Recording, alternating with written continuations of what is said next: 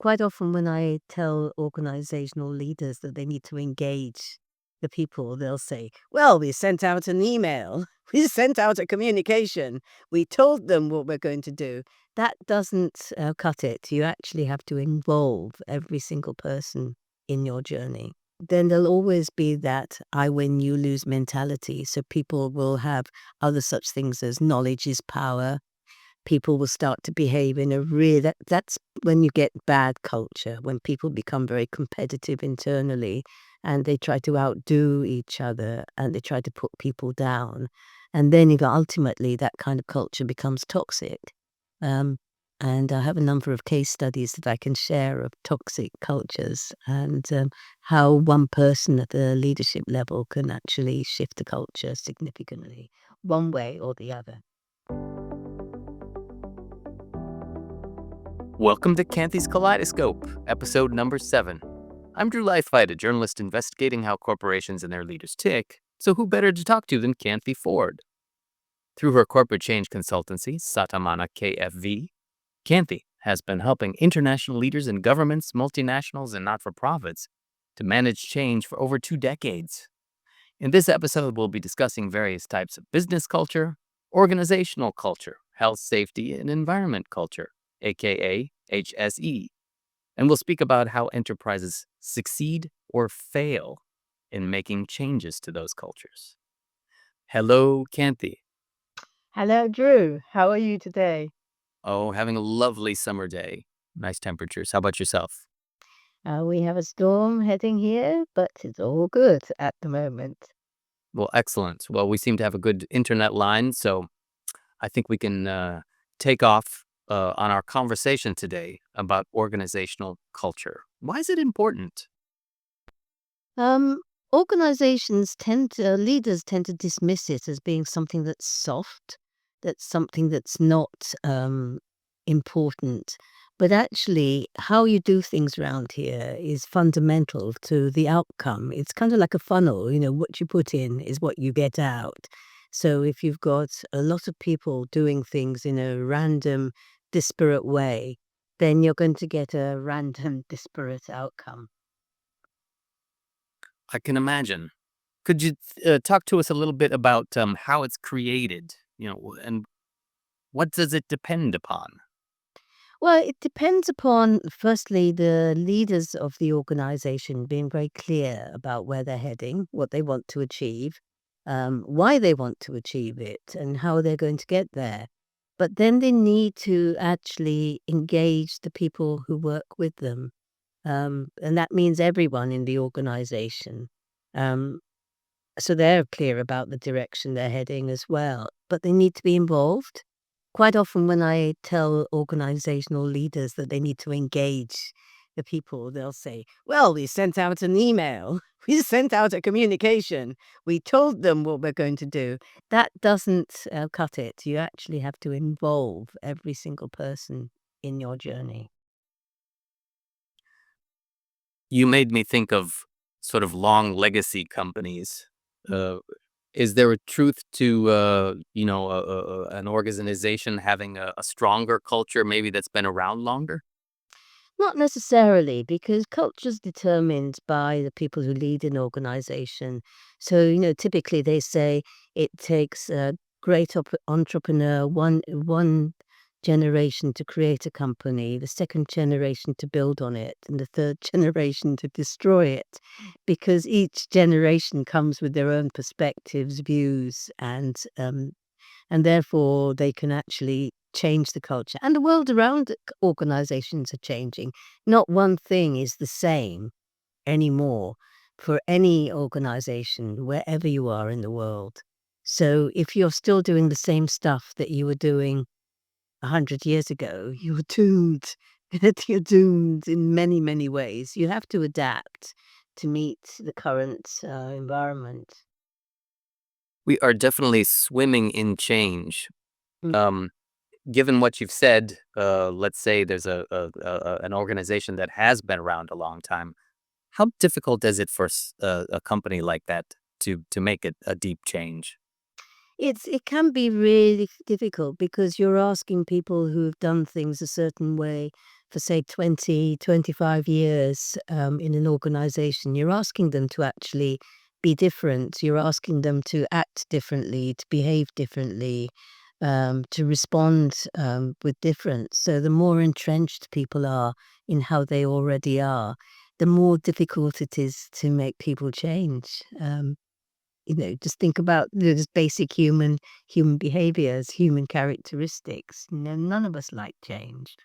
We're definitely adapting to a lot of change these days. I'm wondering, what about that? Are there maybe some specific organizations that you could give as examples of maybe, you know, effective change and ineffective or, bad change?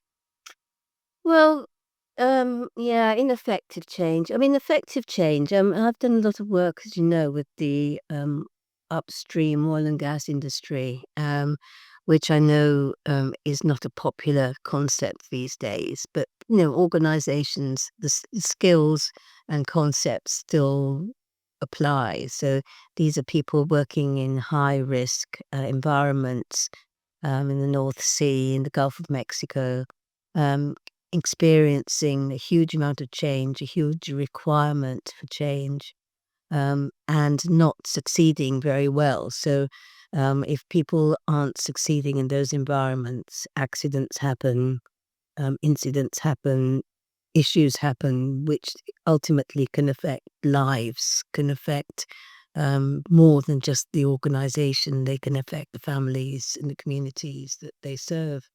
So, um, taking those type of organizations, which are kind of steeped in history of we've always done it this way, this is the way we are, and then trying to shift those organizations to think differently, required um, engaging all the senior team, then them engaging their people, so working with their people. And one of the organizations I worked with did really, really well because the senior leader board recognized he had to change and got his senior team involved.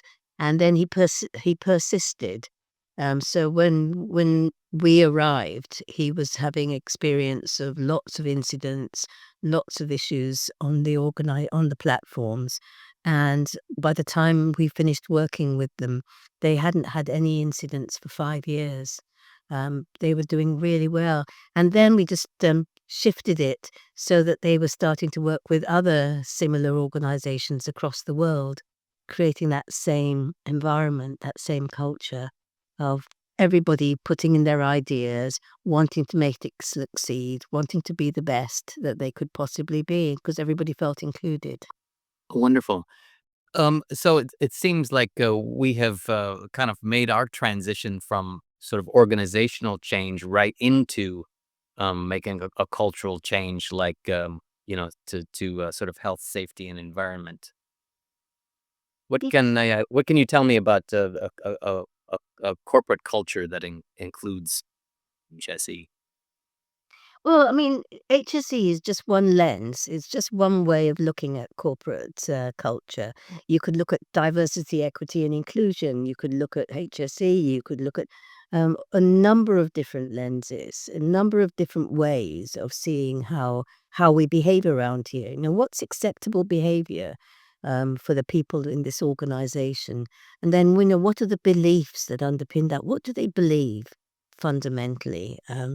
So if a leader fundamentally believes that, I win, you lose, which is the subject we'll be covering next month when we look at tribal leadership, then there'll always be that I win, you lose mentality. So people will have other such things as knowledge is power. People will start to behave in a real that's when you get bad culture, when people become very competitive internally and they try to outdo each other and they try to put people down. And then ultimately that kind of culture becomes toxic. Um, and I have a number of case studies that I can share of toxic cultures and how one person at the leadership level can actually shift the culture significantly, one way or the other.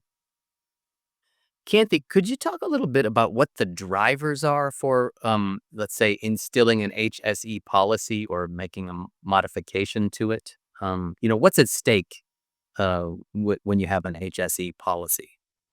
Well, the policy policy should be the end result. Unfortunately, organizations are driven by regulation and believe that they have to stick to the policy. There are a number of drivers for having an HSE culture, a high performing health and safety culture. Well, that's basically we all look out for each other and everyone is safe. Everyone's safe to go to work, everyone's safe to go home. The environment we're working in is safe, and environmentally friendly and sustainable. Those are the sort of things, those are the outcomes you're looking for. As I keep saying, you need to go to the outcomes. What is it you're trying to achieve? Why are you trying to achieve it? And then how are you going to do it? So a policy comes at the very end, that's the how to and the must do, which is what I get that you get the guess that you're trying to achieve from asking about drivers. So people use HSE as a big stick, particularly in high risk industries, as opposed to thinking of it as a way of shaping the culture, so that people feel included and people look out for each other. From the perspective of, let's say, someone working on an oil platform, how contingent is their livelihood, happiness, based on that company's HSE policy? Well, as I say, it's not the policy that makes the difference. It's the people who are leading the organization so whoever's leading that organization on that platform can make that difference as to whether the people on that platform behave safely or not. A policy is only there as a battering ram. It's only there to justify what the organization's doing. The policy doesn't shift the culture. The policy is how we do this. It's not why we do it or what we do. Yeah, so in a way, it almost sounds like kind of the spirit of an organization, is sort of what holds these things together. Indeed, it is the spirit. That's a really good way of describing it, Drew. It's that wanting is being part of something. If we feel we are included, we feel we're part of something, we'll go that extra mile to make that difference. Um, it's the community of work. It's not something that organizations really embrace, but it is the community of work that makes a significant difference. Mm, mm. How is a company's bottom line reflected in, sort of having a healthy sort of organizational spirit? Well, feeling included means that people who understand how to fix things can make a difference. So going back to that example of the platform, once everybody started to feel included, there was a compressor that used to go down on a regular basis and used to cost the organization millions of dollars every single time it went down because there was nothing pumping anything through. By including everyone, somebody who'd worked with that compressor for a lifetime said suggested a way of preventing that happening. And it was quite a simple fix, but he suggested it. He didn't feel that he was entitled to suggest it in previous years. So he came forward, he suggested it, and within 3 weeks, the issue was fixed. And it would have ultimately saved the organization billions of dollars. So that's how it transfers to the bottom line. If you make people feel included, they will actually come up with some great ideas to help the business succeed. As a follow-up, I'd ask, so say for you personally or for someone who is coming in to help instill or modify uh, such a culture, how difficult is that to do? Well, firstly, there to help. I'm not there to change it. The only people that can change it are the people in the organization, the people who lead it, the people who want um, to create a difference, to make that bottom line work.